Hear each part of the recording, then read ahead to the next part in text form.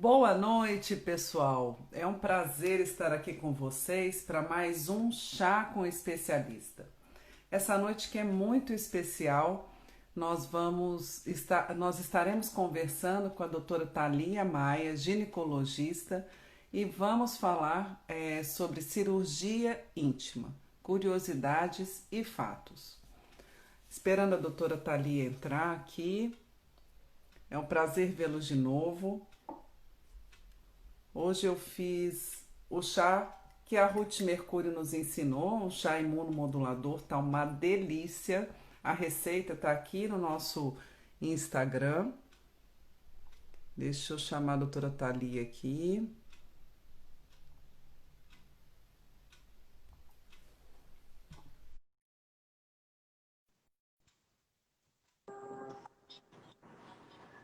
Ei, Thalia! Olá, olá, que beleza, hein? Muito É um prazer, legal. hein? Um prazer estar aqui com você, viu? Muito obrigada por ter aceito o nosso convite. Você preparou o seu chá? Tá aqui. O que você fez aí, Thalia? Ó, é o seguinte, eu recebi de vocês, né, três ervas. Foi erva cidreira, eu recebi também camomila e eu recebi hortelã. E aí eu fiquei pensando que eu queria fazer um chá, né, que tivesse relação realmente com a mulher. Então eu escolhi a camomila desses três, né, que, enfim, tem essa ação calmante, relaxante, mas também a gente usa com relação a ciclo menstrual, então desde o chá até algumas compressas com a própria erva mesmo no abdômen, né, para melhora de cólica. E aí você falou que eu podia adicionar algum componente meu, né? E aí eu escolhi o óleo essencial, gente. Peraí, vamos ver se vai aparecer. Ó, é o chá de gerânio. Ah, que Então, legal. algumas pessoas não sabem, mas eu estudo óleo essencial já tem uns anos. E eu gosto muito, muito mesmo de óleo essencial. E o gerânio é um óleo ligado à feminilidade. Então, ele tem questões de TPM, equilíbrio hormonal para menopausa. Então, realmente é muito legal, mas seria outra live, né, falando disso. É. O gerânio é considerado o óleo essencial da mulher, né? Porque resgata a essência feminina, não é É isso? isso aí. E a camomila é matrix, que vem de útero, né? O nome científico da camomila é Matricária camomila. E o Legal. matricária vem de matrix, que é útero. Então a escolha foi perfeita, Thalia. Perfeito. Ó, essa parte do útero eu não sabia, tá vendo? Já tô aprendendo aqui. A gente sempre aprende, né? Doutora Thalia, se apresenta um pouquinho, fala um pouco da sua Certo. história antes da gente começar. Tá certo, perfeito. Então, bom, para quem não me conhece, meu nome é Thalia Maia, eu sou ginecologista, né? Eu vim do Rio, mas atualmente eu atendo aqui em Brasília. Eu trabalho com sexualidade e estética íntima, predominantemente, né? E faço todo um trabalho em rede social, divulgação de conteúdo. Então, essa é a história.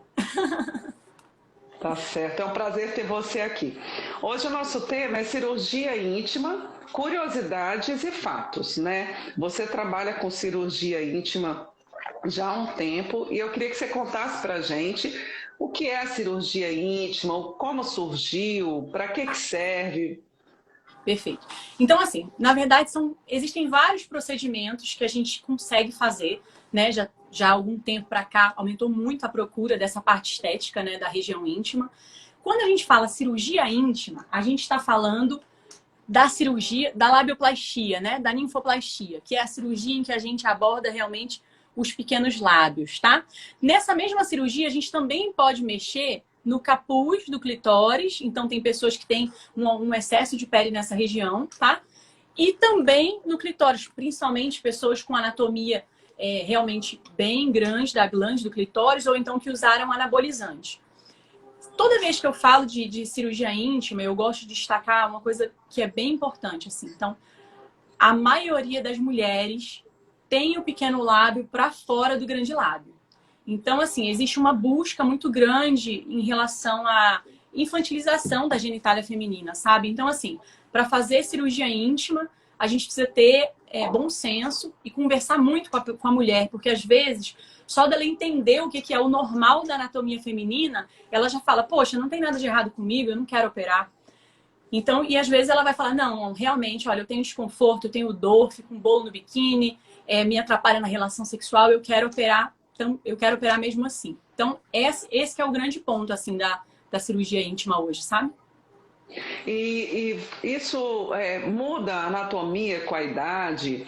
A mulher percebe uma mudança? Ou Tem. e tem também pessoas que já têm alguma alteração nos lábios, dos pequenos ou grandes, enfim. Uhum. Perfeito.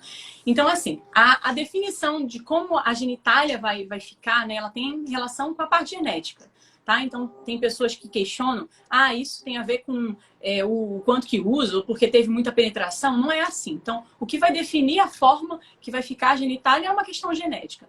Lógico que se a pessoa usa anabolizante, aí sim pode ter sinais de virilização da genitália, pode aumentar o clitóris, pode espessar a pele do grande lábio, tá? Mas realmente com o tempo algumas modificações acontecem sim. Então, por volta de 30 anos, a gente já começa a perder um pouco de gordura no grande lábio. Então, tô falando dessa região aqui fora, tá? Então, a partir dessa idade, a gente já começa a perder um pouco de gordura aqui. Se a pessoa tinha um peso muito grande, então sobrepeso, obesidade, e perde muito peso, ela começa a evidenciar isso aqui também nessa região, que começa a ficar mais flácida. Então, em alguns momentos, a gente tem que retirar excesso de pele ou então fazer preenchimento com ácido hialurônico, a gente faz isso também.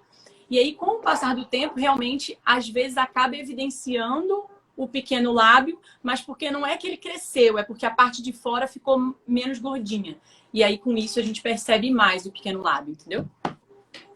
E na verdade não tem também padrão estético para essa região, né, Thalia? Vai muito do conforto que a mulher sente consigo mesma, não é mesmo? Isso. Assim, existem vários trabalhos de artistas, assim, muito legais. Então, a gente tem isso organizado aqui no consultório, os pacientes que buscam fazer a cirurgia íntima.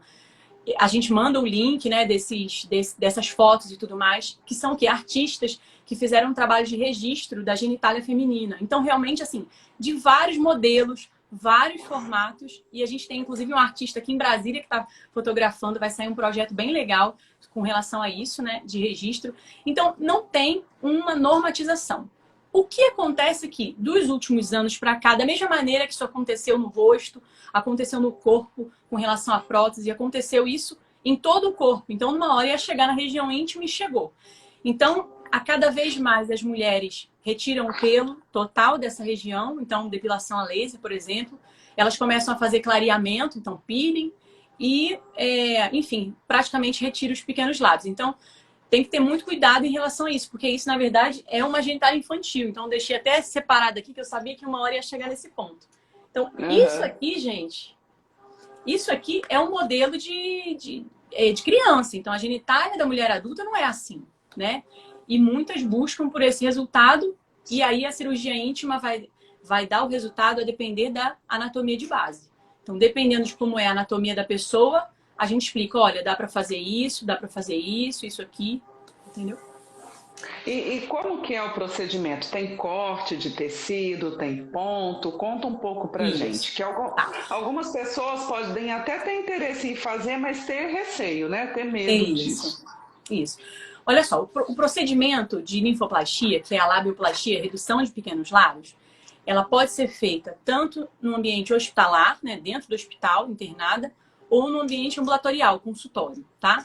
Então, a gente pode fazer desde anestesia local, normal, anestesia local, até RAC leve, dependendo do tanto de pele que a gente vai fazer, do perfil da paciente, se ela é mais ansiosa. Tem pacientes que não dão conta de fazer um procedimento que você vai ficar ali uma hora deitada, sabendo que está cortando, né, e puxando. Então, nesses casos, às vezes a gente cede em centro cirúrgico, tá?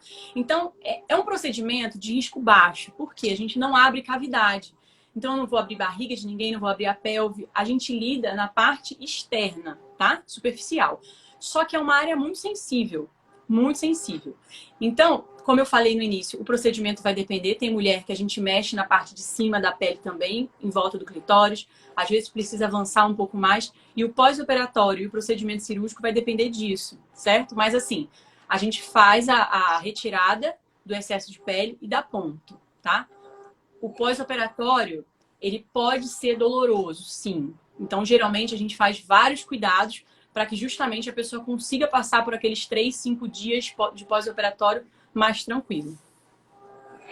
Entendi. E então são 3 a 5 dias. É, E normalmente. Ah, pode falar, por favor. assim, o pós-operatório tem a questão do tamanho do procedimento cirúrgico e da questão pessoal mesmo, né? Tem mulheres que praticamente não incham nada, tem mulheres que têm muito inchaço, é o edema, né? Então, assim, relação sexual, 30 a 40 dias, tá? No geral, 30 a 40 dias sem relação sexual. Se a pessoa for exercício físico, também, 30 a 40 dias. Então, tudo que faz um atrito nessa região, que a gente vai ter cortado e dado os pontos, né? A gente pede esse tempo. Geralmente, eu falo assim, olha, separa 2 semanas da tua atividade, porque aí se você precisar ficar em casa tranquila, de vestidinho, perna aberta, você dá conta e não vai prejudicar. 3, assim, tem paciente que vem aqui para Brasília operar comigo, é de outro estado. Ela vem, fica 3 dias no quarto, examina e volta para casa, né? Viagem de avião, inclusive. É possível, mas tem pessoas que têm uma sensibilidade um pouquinho maior. Então, eu gosto de pedir essas 2 semanas aí, que seriam 10 dias, na verdade, né? De possibilidade de ficar em casa. Entendi. E doutora Thalia, É os Thalia mesmo. pontos. Até Eles os são, pacientes me chamam de Thalia. né, que você é super jovem, né, super natural, é natural te chamar assim. É assim mesmo, tá certo. Olha só, os pontos, eles são reabsorvidos, tem que tirar ponto, como que funciona isso? Sim. Essa região é uma região muito sensível. Então, imagina a gente fazer retirada de ponto no pequeno lábio. A gente teria que anestesiar a pessoa de novo, né? Então, assim, o que é o mais moderno é a gente realmente usar os fios absorvíveis, né? Às vezes pode ficar um nozinho assim para fora, a gente até corta e tal, mas no geral eles vão absorver ou cair sozinhos. E para essa cirurgia requer um preparo ou isso até foi uma pergunta, viu, gente? Teve muita pergunta prévia, eu vou inserindo aqui aos poucos, né? Exige um preparo da mulher? Tem algum cuidado para se fazer antes? Tem medicamentos que devem ser tomados antes ou depois? Bom, vou falar do antes primeiro. Então, assim, antes, né, da cirurgia, o que eu falo assim, o preparo principal é a questão emocional da mulher, tá? Porque, assim, às vezes a mulher chega com uma imagem na cabeça do que ela quer. Então, ela precisa consultar com um profissional que tem experiência nessa parte e que vai conseguir orientar ela. Olha, isso que você tem tal anatomia. A gente pode tirar essa região e vai ter esse resultado. Para que ela realmente entenda o resultado do pós, para que ela consiga ficar satisfeita com o procedimento. E não simplesmente trazer uma foto e achar que a gente consegue exatamente chegar naquele resultado, tá? Mas a satisfação das pacientes é bem clara em relação a isso. Com relação à parte de saúde, a maioria das pacientes que operam tem menos de 40 anos, tá? A maioria que opera tem menos de 40 anos, sem doença nenhuma. Então, não é necessário pré-operatório com cardiologista. A única coisa que elas fazem é, quando vai fazer no ambiente hospitalar, fazer uma consulta com anestesista, tá? Então, assim, no prévio, a gente não costuma passar medicamento. Agora, no pós, aí sim, tá? Então, no pós, eu até vou mostrar para vocês a compressa que a gente tem aqui para os pacientes, que tem glitter rosa. Então, assim, como incha muito no pós-operatório, a gente faz a compressa, tá? Então, elas costumam fazer 3 vezes ao dia, 20 minutos de compressa para realmente ajudar nessa recuperação, tá? Do pós. Como é uma região muito sensível, eu costumo passar sempre, tá? Uma bruma anestésica, um spray anestésico, para que ela realmente tenha um alívio nesses dias. Então, essa receita até eu costumo deixar antes, inclusive, para dar tempo de ficar pronto e tal. Bem legal. E aí a gente pode estar lançando mão de cremes cicatrizantes. De repente, você podia até falar alguma coisa para a gente sobre isso. A gente desenvolveu para a doutora Thalia, a pedido dela, e aí fomos discutindo, né, alguns produtos que são muito úteis no pós-cirúrgico, né? Então, o gel cicatrizante, e interessante que a gente partiu para extratos vegetais consagrados. tanto pelo uso popular quanto por estudo científico e feitos na ginecologia. Então, por exemplo, o gel íntimo cicatrizante, nós usamos o extrato de aroeira, que é cicatrizante, anti-inflamatório, e o extrato de barbatimão, que também tem uma ação adstringente, vai ajudar que a cicatrização aconteça mais rápido, né? E normalmente a doutora Thalia já pede para a gente o início de tratamento e a paciente já sai do consultório com o seu kit pós-cirúrgico. Aí, além disso, nós fizemos uma bruma hidratante. Olha só, eu não posso usar veículos que vão contribuir com a irritação no local, né? Imagina, né? Então, o gel, pois é, o gel tem que ser hipoalergênico, não sensibilizante. E aí a bruma é uma água, um spray que vai ser usado, que também contém o extrato de aroeira, e lá nós colocamos o anestésico para dar um pouco mais de conforto para essa mulher. E para a higiene, no pós-cirúrgico, a gente criou uma espuma extra suave, então que dá um toque muito suave na região, e também adicionamos esses ingredientes ativos. Pode ser feito como espuma, que é mais delicada, e pode ser feito também em sabonete, com pH adequado para a região. Então foi muito legal fazer esse trabalho, né, esse projeto aí com a doutora Thalia. Eu tenho certeza que está ajudando muito as mulheres, né? Com certeza, com certeza. Antes, né, as meninas costumavam fazer banho de assento com barbatimão e assim, banho de assento dá trabalho e no pós-operatório é muito difícil. Então, realmente, assim, ajudou bastante essa preparação, né? E foi bem útil. A gente tem tido bons feedbacks, né? Em relação à satisfação das mulheres com a cirurgia, você estava comentando, como que está aumentando essa frequência? E quando, após o procedimento, qual o feedback que você tem? Como que isso interfere na qualidade de vida dessas mulheres? Perfeito. Então, assim, essa questão da qualidade de vida, né? No pós-operatório, uma pergunta muito frequente é relacionada à sexualidade, né? Então, assim, o procedimento, ele não vai impactar a libido de forma direta, a sexualidade de forma direta. Então, se alguém fala assim, não, vai operar linfoplastia que você vai ter uma vida sexualmente ativa melhor e vai ter... Não é assim. O que acontece é, quando a mulher tem uma autoestima baixa por conta de uma alteração no corpo e ela melhora essa alteração, isso de forma indireta pode melhorar a libido, mas não é que a cirurgia vai fazer isso, tá? Então, tem várias mulheres que têm a libido normal, mas querem operar, operam e pronto, entendeu? Então, assim, com relação a essa parte dos resultados, realmente, a gente tem um resultado muito bom de pós-operatório aqui, principalmente porque a triagem das pacientes é muito bem feita. Então, a gente faz cirurgia íntima, mas a gente trabalha empoderamento feminino, a gente mostra anatomia para todas que vêm, independente de querer a estética íntima ou não, e a mulher vai se conhecendo e ela vai tendo um processo de aceitação. Agora, existem mulheres que realmente sofrem com isso e a gente precisa...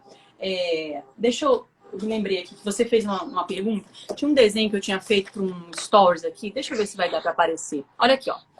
Quando eu falo de resultado de pós-operatório, que a pessoa tem que explicar o que vai fazer, é porque, assim, tem mulheres que têm aumento dos pequenos lábios, né? De um lado e do outro. Então, nessa mulher, eu consigo fazer uma retirada de um pedaço, deixar uma porção de pequeno lábio, tanto de um lado quanto do outro, certo? E ela ainda vai ficar. Tem mulher que chega que quer tirar todo o pequeno lábio, aí beleza, não tem dúvida. Mas tem mulher que às vezes quer manter um pequeno lábio num nível para dentro do grande lábio, mas ela quer manter. E aí, às vezes, ela tem uma anatomia que é próxima a essa aqui. Então, um é pequeno e o outro é maior, com pedículo. Então, se eu não mexer nesse, ela fala, não, mas eu quero mexer só no outro. Não vai ficar bom, gente.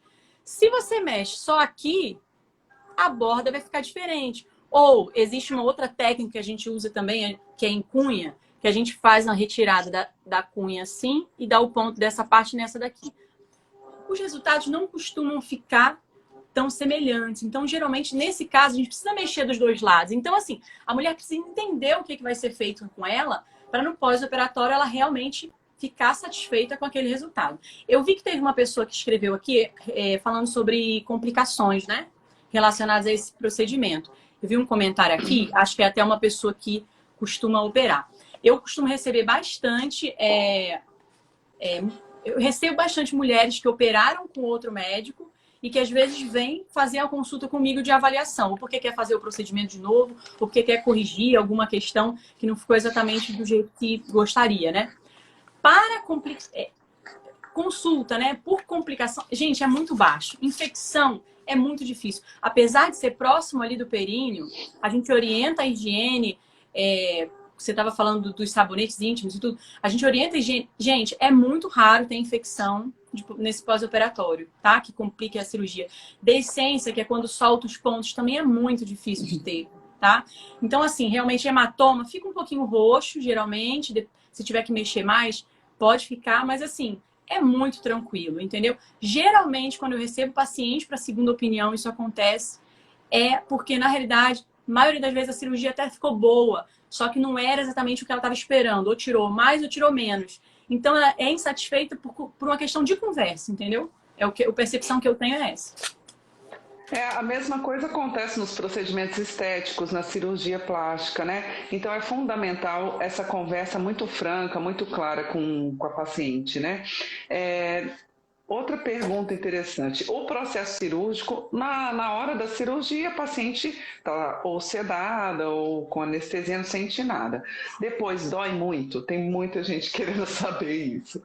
Olha, as primeiras 12 horas, né? Porque assim, logo que termina, a pessoa não vai sentir nada, porque tem a anestesia. Conforme passa a anestesia, ela precisa ter realmente ou spray ou a bruma anestésica, aerosol, porque senão vai incomodar, tá? Então é uma região sensível.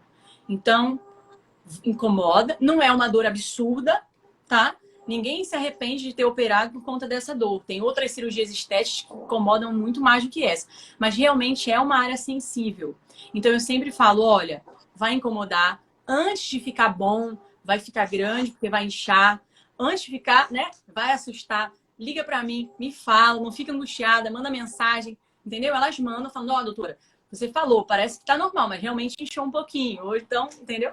O pós-operatório dói um pouco. Resumindo, dói um pouco sim. E a pergunta ao contrário disso, passando toda essa fase, outra pergunta que surgiu foi se perde a sensibilidade. Não. Essa pergunta, as pessoas costumam ter essa dúvida, porque às vezes elas fizeram uma cesariana ou fizeram uma cirurgia de mama, né? E ali em volta do corte costuma ter, porque tem dissecção de tecido, né? Então, o corte está ali, mas na verdade o lugar que foi mexido foi mais do que aquilo, tá? Chegou até aqui falando mesmo, perde sensibilidade. Então, na cirurgia íntima, quando a gente está falando de ninfoplastia, que é o pequeno lábio, capuz, não tem alteração de sensibilidade, tá? O que vai acontecer é que uma parte que você tinha, você vai deixar de ter. Então, você não vai sentir mais o tato na região que não está mais ali, tá? O que pode perder sensibilidade é uma cirurgia mais avançada, nem todo mundo faz essa, a gente opera aqui essa cirurgia, que é para a redução da glande do clitóris. Então, por que a maioria não faz? Por que a maioria acaba desistindo? Porque quando a gente vai mexer no clitóris, aí o negócio é outro. Tem que ser no hospital, porque sangra, incha muito. A gente faz a retirada do terço médio, tem que secar vaso, nervo. Então, assim, aí pode ter alteração de sensibilidade. Então, se a pessoa tem um clitóris um pouco maior, mas não é muito, ela não vai arriscar, entendeu? Então, realmente, esses casos acabam sendo mulheres com uso crônico de anabolizantes, realmente hormônio masculino com virilização considerável, aí elas acabam querendo fazer, porque realmente aquilo tem um impacto tão grande, tá? Tem algumas com praticamente um micropênis, aí chegando a 4, 5 centímetros de glande. Então, é realmente muito impactante para essa mulher, ela arrisca fazer. Mas a cirurgia habitual, que é a ninfoplastia e o ajuste do capuz com a simetrização, não altera a sensibilidade. Ok. Outra pergunta importante que as pessoas fizeram, a dor no pós-operatório, você já falou, como fica a cicatriz? É visível? Tem cicatriz? Tá. Então, essa região, ela cicatriza absurdamente bem, tá? É muito bom, realmente um impacto. Essa região, ela tem sulco aqui em cima, né, no capuz, tem vários sulcos. Então, a mulher que não percebeu isso, pega o espelhinho depois de terminar a live, vai olhar a sua genitália, você vai ver que tem vários sulcos aqui. Então, mesmo quando a gente mexe nessa região, a cicatriz ela fica muito discreta, ela vira praticamente um sulco.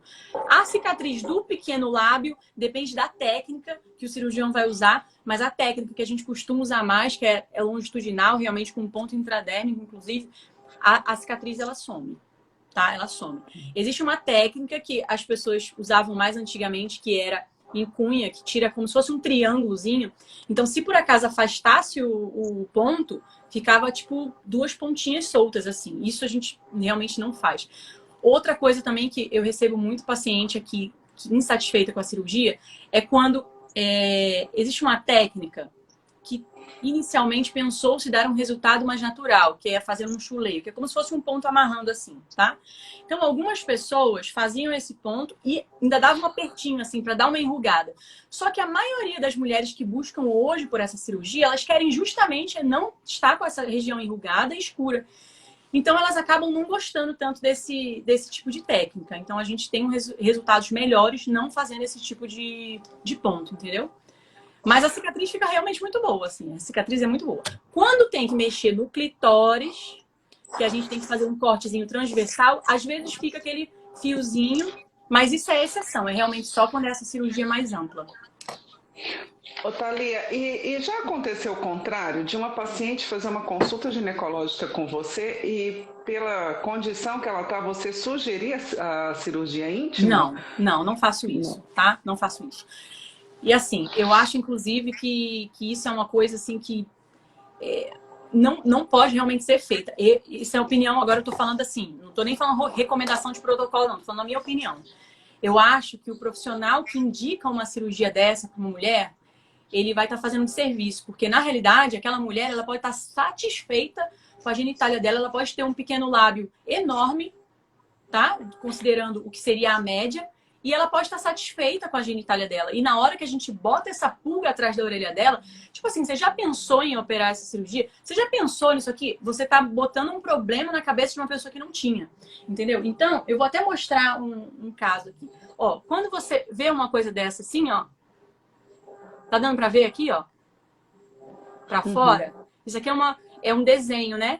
Como se estivesse em pé e isso aqui pra fora. Então, eu já recebi paciente menos de 15 anos, tá?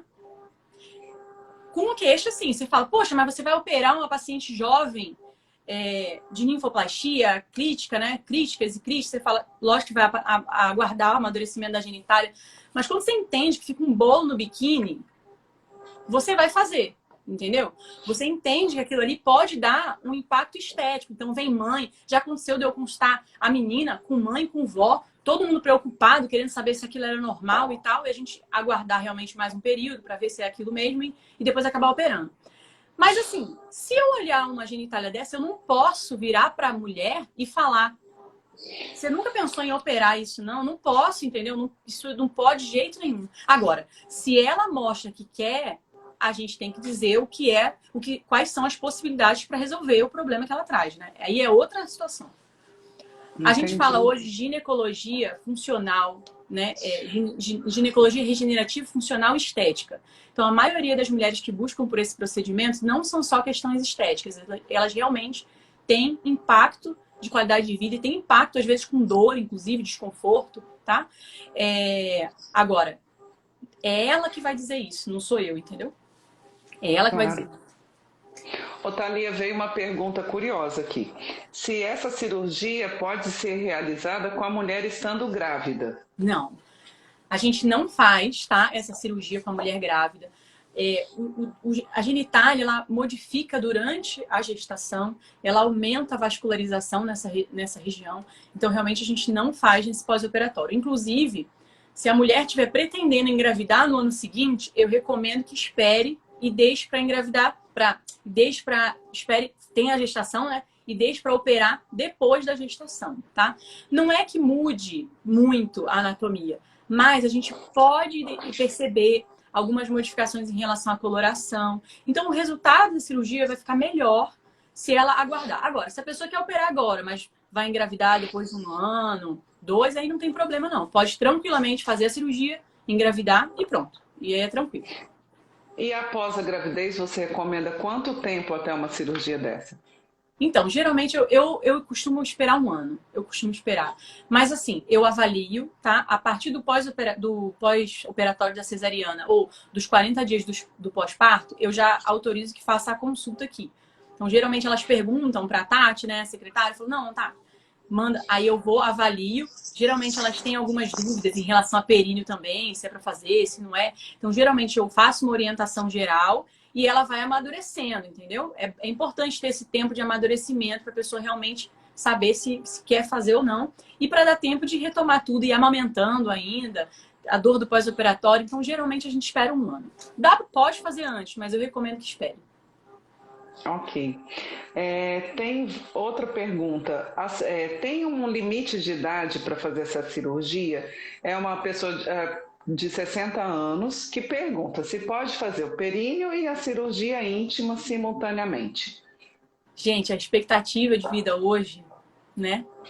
Então, 60 anos, a pessoa vai viver muito ainda, né? Então, a gente faz cirurgias grandes relacionadas à cirurgia vaginal, né? E a ninfoplastia pode ser sim feita, tá? O que eu falaria para esse caso, né? A partir de 60 anos, geralmente, a ninfoplastia a gente pode estar associando a um preenchimento de grande lábio, porque geralmente perdeu muita gordura. Então, eu teria que ver direitinho o caso dela, examinar, porque às vezes o que incomoda ela não é o pequeno lábio, é porque como perdeu muita gordura na lateral, ele exterioriza mais. Então, às vezes, nem precisaria de um procedimento cirúrgico, só de preencher na lateral ela já ficaria satisfeita. Mas assim, não tem idade limite. Não tem. E aí tem algumas perguntas em relação a se esse procedimento existe no SUS, se convênio cobre, um custo médio de uma cirurgia dessa. Certo. Então, assim, com relação ao SUS, é possível fazer essa cirurgia pelo SUS, sim. Mas veja bem, é difícil da pessoa conseguir. Porque na hora que você vai usar um centro cirúrgico para fazer um procedimento, seja ele ambulatorial, recebendo alta no mesmo dia, que geralmente esse procedimento a gente dá alta no mesmo dia, tá? Ou se a pessoa for dormir, ela está ocupando a vaga de uma outra cirurgia com uma gravidade maior, com impacto, né? Então, veja bem, vai ter é o gineco que vai operar, o cirurgião plástico, mas assim, tem uma mulher sangrando com anemia que está competindo pelo centro cirúrgico que ela vai usar para ninfoplastia. Então, o número de cirurgias de ninfoplastia realizada pelo SUS, ele é baixo, tá? Existe, tanto é que a gente opera, inclusive, durante a residência, as residências em hospitais públicos, inclusive, mas ele é feito em número muito baixo. Então, as filas são muito grandes em relação a isso, tá? A outra coisa foi plano de saúde, né? Tá. Assim, o plano de saúde, alguns planos cobrem a internação, dependendo do impacto. Tem algumas questões que realmente não são estéticas, então o plano pode estar cobrindo. Aqui em Brasília, eu sei que tem gente de outros estados, né, que também está assistindo, mas assim, a realidade aqui em Brasília é que é difícil você conseguir um médico que faça esse procedimento pelo convênio. Então, geralmente, a parte de honorário médico é feita particular, né? E, enfim, os exames que precisarem e tudo mais, acaba sendo feito pelo convênio. Mas, geralmente, a realidade aqui em Brasília é essa, o honorário particular. Eu não tenho como passar valor, Leandro, porque o CRM não permite, assim, que eu passe, assim, esse tipo de valor. Até mesmo uma média seria complicado, assim. Aí eu não tenho como, na live, passar valor. Aí tem que consultar, né? Assim. E eu acho que cada caso é um caso também, depende da extensão da cirurgia e etc, né? Thalia, tem uma pergunta aqui. Doutor, esse preenchimento dura quanto tempo? Uma vez que usou a técnica do preenchimento, ele é mais duradouro? Conta pra gente sobre isso. Atualmente, a gente não tem aqui no Brasil, tá? Preenchedores específicos para a área íntima. Então, a gente usa materiais que são utilizados em face, tá? Só que a gente vai usar um arcelor de peso maior para justamente dar um volume maior, porque a quantidade que a gente vai precisar usar é bem maior. Então, a gente faz o preenchedor nos grandes lábios, então não é no pequeno, é no grande lábio. E aí, a validade é 12 meses, tá? 12 meses a pessoa ainda tem... Depois disso, dá até para... Não é que fique igual antes, mas assim, não dá mais aquele resultado, assim, sabe? Imediato. 12 meses. Aí a pessoa... Bota aí 12 meses. A pessoa pode procurar e fazer novamente o Pode, procedimento, pode. né? Assim. Pode sim. Tem um tempo mínimo entre um preenchimento íntimo e outro? Não, olha só, não tem. Só que não precisa, porque assim, você faz a quantidade que a pessoa, você faz a programação ali, faz o cálculo, vê a projeção na TV, como é que fica e tudo, e aí você faz o preenchedor e vai durar, entendeu? Aí, assim, com 12 meses ele começa a dar uma murchadinha, mas ainda tem alguma coisa, entendeu?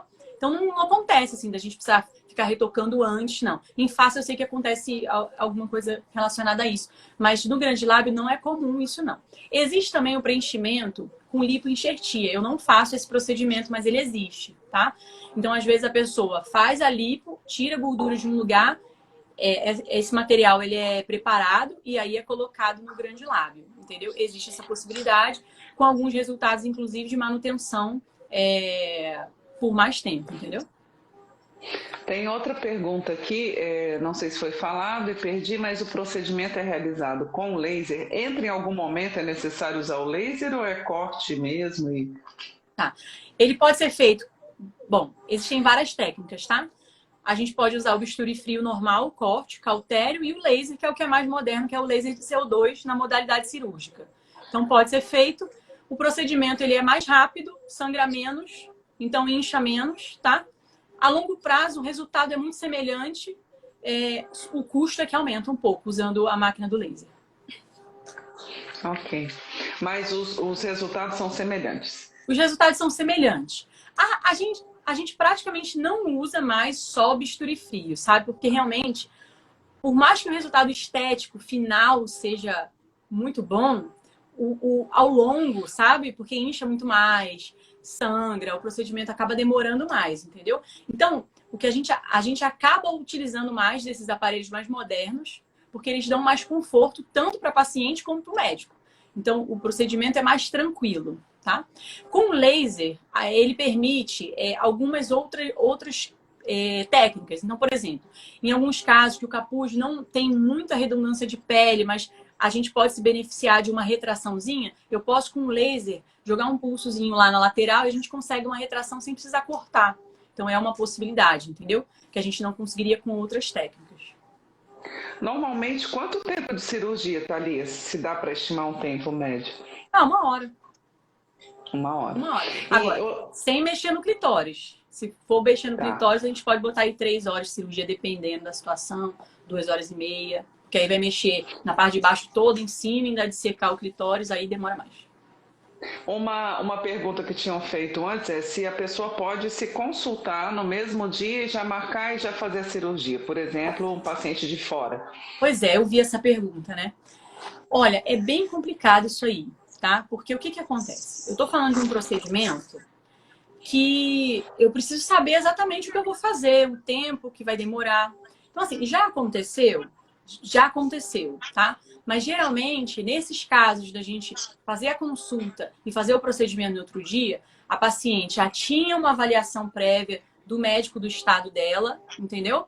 Então, a gente faz a consulta por telemedicina, pega o relatório do outro médico que examinou lá, e aí a gente vai e ela vem e já vem para operar. Porque aí eu já sei. A gente já conversa antes e já fala, não, vai ser só ninfo mesmo. Então, beleza. Vai ser a ninfa e o capuz. Então, beleza. Então, eu já separo ali 1 hora, 2 horas para fazer o procedimento. Entendeu? Geralmente, eu prefiro consultar a pessoa no momento e operar em outro justamente para a gente conseguir assentar as ideias, entendeu? No sentido assim, de eu ter segurança de que a mulher entendeu, ela vai pesquisar mais, ela vai me trazer dúvidas, entendeu? É mais aí. Dá para fazer, eu não recomendo, mas se for situações de outro estado, como já aconteceu, bom, a maioria que opera de outro estado vem, faz a consulta e depois vem para operar. Ou então vem, faz a consulta e a gente deixa o sábado organizado para, se realmente a pessoa resolver operar, faz, entendeu? Essa história de assentar a ideia é importante, acho que para ambos os É, lados, né? É isso mesmo que eu quero, né? Eu realmente preciso disso, acho muito importante, sim. Thalia, tem alguma coisa que as pessoas costumam te perguntar com mais frequência sobre a cirurgia íntima que você queira colocar aqui? Olha, a gente falou bastante dessa parte da infantilização, né? Que eu acho que é o ponto. As pessoas costumam perguntar muito isso, se o pós-operatório dói, como é que funciona, se dá para fazer em um dia e já estar em casa no outro, que a gente também falou, né? Eu gosto de destacar a questão do uso de anabolizante, né? Pessoal de academia que costuma usar isso de forma desenfreada, eu recomendo que fique olhando a genitália. Se você não olha a sua genitália, pega o espelhinho, olha, entendeu? Tá percebendo que tá tendo um aumento, interrompe o uso, porque assim, a linfoplastia é uma cirurgia muito tranquila da gente estar fazendo, mas realmente abordar o clitóris é bem mais complicado. Então, para a pessoa não deixar chegar nesse ponto, entendeu? Porque o aumento que faz com a virilização é diferente de uma pessoa que tem um clitóris do mesmo tamanho porque nasceu. Na virilização, a gente tem aumento da glande com esterilização da ponta. Então, realmente fica um aspecto muito diferente. E aí, essas mulheres chegam, assim, com, enfim, desoladas, assim, bem impactantes. Outra coisa curiosa é que a maioria das mulheres vem sem que o marido... veja bem, pelo marido ela podia não operar, entendeu? Então, assim, isso não é um ponto que os homens ficam... Ah, não, que isso, vai lá, opera lá. Não. Não tem. Na verdade, a maioria das pacientes chega e fala assim, olha, eu tô vindo aqui, mas meu parceiro fala que eu não preciso vir. Ou ele fala, ah, isso é bobagem. Então, assim, isso realmente as mulheres, elas estão fazendo por algo que elas se sentem incomodadas, entendeu? E não uma projeção. Então, tem gente que fala assim, poxa, vai mexer porque aí ninguém vê. Cara, poxa, a gente vai decidir se vai fazer uma coisa ou não porque alguém que tá vendo? Poxa, aí que, né? Então não tem a ver com o que alguém vê. Se você vê, né, e se incomoda com o que você vê, você vai pesquisar para ver o que é normal. De repente é normal e você entende isso e desiste de operar. Ou então você vai querer operar e vai procurar um profissional que vai fazer isso de forma, né, segura. Tá aí uma coisa que realmente é uma decisão extremamente íntima, né? O nome é cirurgia íntima e a decisão é sua, né? Exato, totalmente sua. Então, estão perguntando aqui se pode acontecer queloide na cicatriz.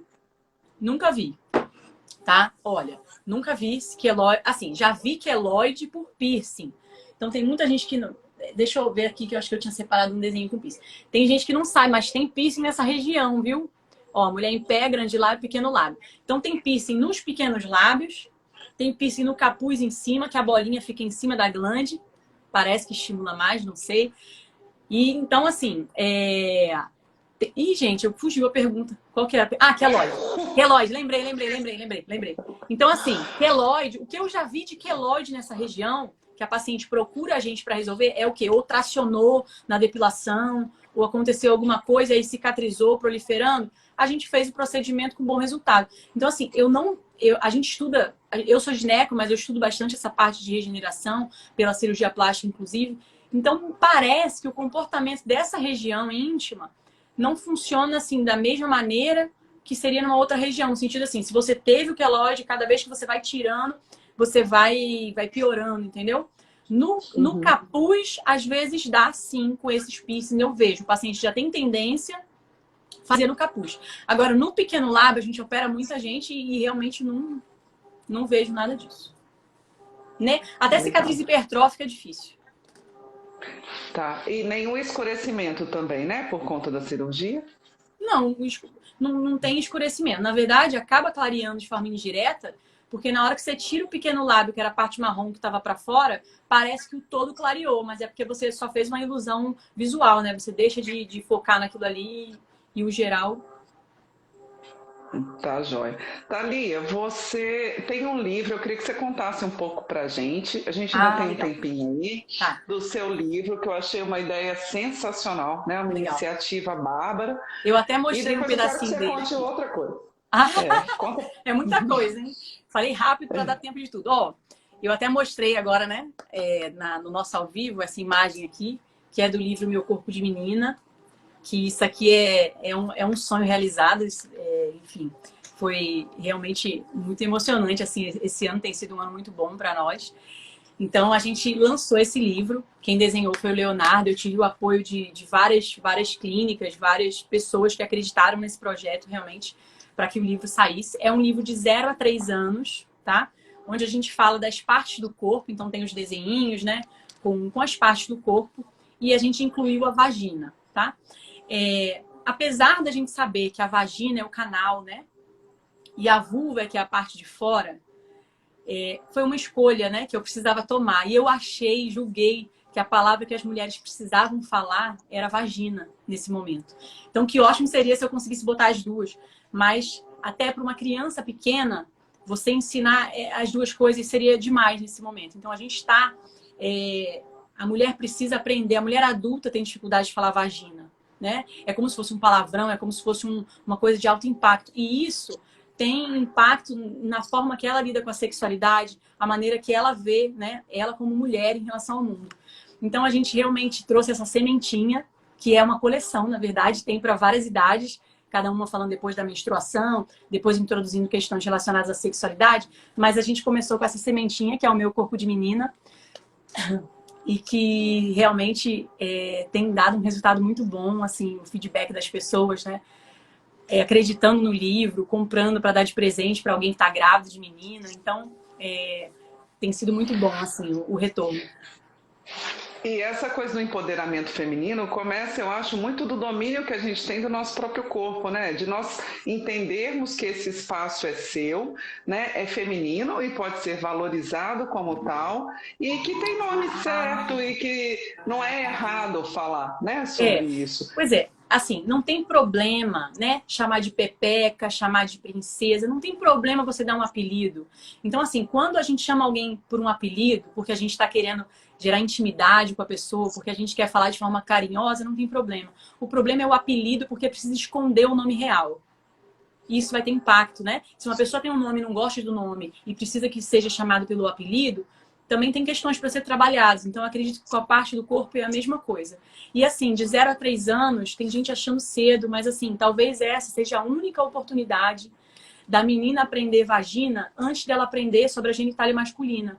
Então, é desvincular o ensinamento da vagina do ensinamento da sexualidade.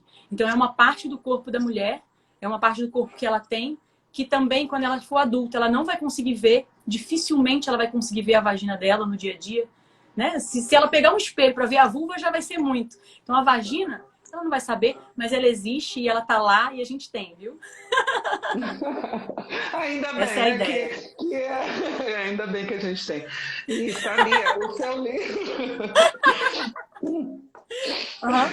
Fala aí, Leandro. O seu livro, ele está disponível agora online também, né? Isso. Tem a editora Guardiã, que foi a editora que topou entrar nesse processo com a gente. E é uma editora assim, que acredita também nesse caminho, né, relacionado à mulher. E também na Amazon. Eu vou até pedir licença, eu vou falar aqui o nome dos apoiadores do livro, já que você abriu essa abertura, né? Fica à vontade. As meninas da Fisimater, tá? Fisioterapia. Apoiaram o nosso número. Thalia Mais Saúde da Mulher, que é a clínica aqui. O Instituto de Endometriose de Brasília, que é o Alexandre Brandão que coordena. Neocentro Vacinas, lá do Terraço Shopping. E a clínica também da doutora Giovana Mendonça, que é outra ginecologista que também atende aqui no Aginê. Adoro. Eu tenho um carinho assim, imenso por ela e acreditou nesse projeto e veio com tudo. Ah, que legal. Então, pode ser comprado online, mas também está disponível físico porque e virtual, agora, né? Sim. É porque agora com o isolamento, né, ficou fechado, então as compras estão sendo online. Mas também vai estar disponível em livrarias. E tá aí uma super oportunidade para aproveitar esse tempo, quem ainda está conseguindo ficar em casa, para se aproximar da sua filha, né? De um jeito muito, muito feminino, muito de mãe para filha, né? Acho que a gente que tem que introduzir esse assunto com as nossas filhas mesmo, né? E por último, eu queria que você contasse do seu curso de contracepção. Né? Como é que foi isso? Que está muito legal. As aulas começaram hoje. Pois é, menina. Isso aí foi outro... vários métodos novos sendo lançados, né? E muitas mulheres insatisfeitas com relação ao método contraceptivo. Então, baseado nisso, né, e na possibilidade de estar ajudando mais mulheres do que o que a gente faz físico, né, no dia a dia presencial, eu mais 28 profissionais agora, inclusive a Leandra, inclusive você, né, nos juntamos realmente para montar um conteúdo assim extremamente necessário para as mulheres como um todo. Então a gente tem aí gravidez indesejada, gente, não é para acontecer mais, né? A pessoa insatisfeita com o método, usando pílula do dia seguinte, ela tem um método e usa a pílula do dia seguinte, ou seja, o seu método não está adequado para você. Então, esse curso é um curso de 4 semanas, tá? Nessas 4 semanas, ela vai mergulhar desde um momento de autoconhecimento, onde ela vai entender o perfil dela, entender o comportamento dela, para saber o que isso pode impactar realmente na escolha do método, para depois entender os métodos exatamente, casos especiais e o top 100 perguntas para que você saia sem dúvidas. Então, o que tem de diferente nesse curso é porque não é só um monte de conteúdo de método contraceptivo junto. Então, é realmente a mulher entendendo o papel dela, qual é o objetivo dela, a meta de vida, realmente quando ela quer engravidar e como ela se comporta nesse momento para ela decidir um método ajustado a ela. A maioria das mulheres esquecem a pílula e estão aí correndo risco de gestação. Então, não é só tirar a pílula e botar outro método, é entender isso para realmente ter eficácia do método. A gente teve agora, a primeira módulo começou hoje, né, das aulas, nas inscrições terminaram, né? A gente já tem nossa turma completa. Muita gente pedindo para participar. A gente resolveu montar uma lista de espera. Então, lá no meu Instagram, na bio, tem um link para a lista de espera, mas eu realmente não sei quando que eu vou fazer outra turma, porque realmente a ideia era fazer essa. Então, a gente está dedicando para essa turma e eu vou organizar ainda para ver como que vai ser. E aí, quando a gente lançar, a gente vai estar anunciando primeiro para essas pessoas que estão na lista de espera para realmente, né? Enfim. A Thalia, nesse grupo, né, são 25 profissionais, ela escolheu um time da pesada, assim, ginecologistas sensacionais. Menina, tem um monte de estudante de medicina e médico fazendo curso, você acredita? Eu acredito, Thalia, porque quando eu vi o programa, tremi nas bases, porque ela escolheu assim, só gente fera. Médicos de diferentes especialidades, tem ginecologista, obstetra, urologista, mastologista, nutricionista. A minha parte nesse curso foi mostrar suplementação e contracepção, o que pode ser feito, as formas de fazer. Então, assim, foi um prazer muito grande estar participando lá com você e com esse grupo, assim, mega seleto. E eu acho, gente, que abrindo outra turma para mulheres que ainda precisam, que demandem de contracepção, é fundamental. É um curso incrível mesmo. Isso. Thalia, peraí que voltaram algumas perguntas aqui. Deixa eu ver. Eu vou até olhar aqui se teve alguma que a gente não falou. Anabolizante, falei. Sim. Tem uma que perguntou se precisa tirar ponto, você já tinha respondido não, que não, precisa. que normalmente usa os pontos reabsorvíveis. Muitos elogios, viu, Thalia? Tanto para live quanto teve uma aqui que não foi exatamente uma pergunta, mas foi uma pessoa que deixou um comentário lá no post. Botou assim, qual o sentido dessa cirurgia? Olha, sim. A pessoa que está perguntando qual o sentido dessa cirurgia, gente, para ela não tem sentido nenhum, entendeu? Não tem sentido, tá? Mas, antes de julgar a pessoa que quer fazer essa cirurgia, né? É entender que, assim, tem mulheres novas, inclusive, que nem relação sexual tem, mas que tem dor na hora de andar de bicicleta, tem dor na hora de andar de bicicleta, tem vergonha de fazer uma depilação, tirar a calcinha, não tira a calcinha na frente da mãe ou qualquer coisa assim, porque já está escondendo. Então, assim, realmente é um impacto, vem não só relacionado à parte sexual, entendeu? Agora tem também dor na penetração, acúmulo de secreção e outras questões aí. Mas realmente, para algumas mulheres, isso faz muito sentido e a gente precisa respeitar. Com certeza, é como diz, é cirurgia íntima. O que me leva a fazer isso acaba que só eu sei, né? Então, eu acho que pode não ser interessante para determinada mulher, pode ser interessante para outra e pode ser fundamental para algumas, né? E algumas até nem sabem que existe esse recurso. Isso que eu acho que popularizar essa informação é fundamental, é muito importante, porque tem pessoas que têm o incômodo e não sabem que existe uma possibilidade de corrigir aquilo, né? Embora o mundo com tanta informação, ainda tem muita coisa que a gente nem acredita, né, que aconteça. Quem tiver interesse em ter mais conteúdo relacionado a isso, tem um site Estética Íntima Brasília, que eu que escrevo para lá. que tem conteúdo assim sobre os procedimentos, tá? Mas tem a área de curiosidades que mostra exatamente o que eu falei das imagens, né? Tem dos livros que mostram a variedade, né? Que tem das... em desenho, é bem interessante. Tem também o Vagina Wall, que é a exposição. Então tem tudo organizadinho lá.